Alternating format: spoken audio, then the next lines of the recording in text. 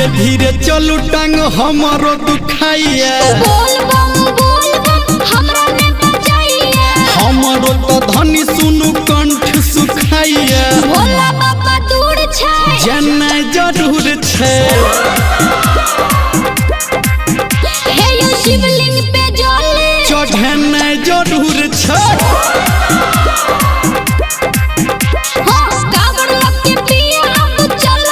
धीरे धीरे चलू टांग हमारो दुखाइए जाना जरूर छे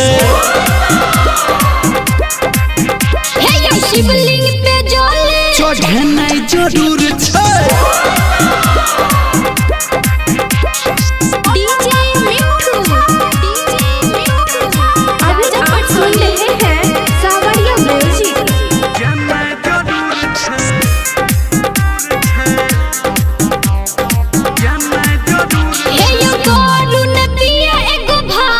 रोड पे कबरिया के भीड़ छे भारी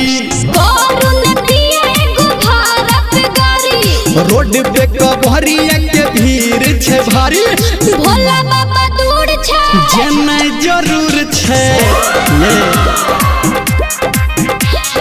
शिवलिंग पे चढ़ना जरूर छे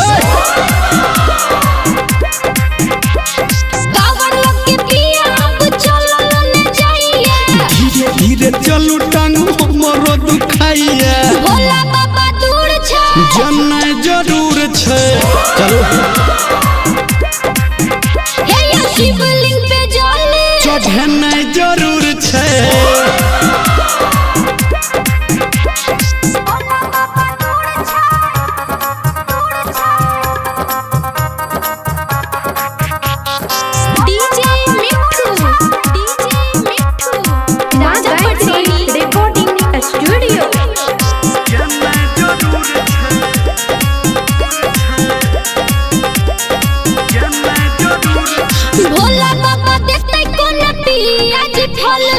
दुनू परहनी जब चढ़े बइये जल भोला बाबा देते कोना पियाजी फल दुनू परहनी जब चढ़े बइये जल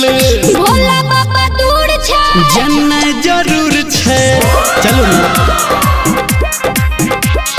शिवलिंग पे चढ़ना जरूर छे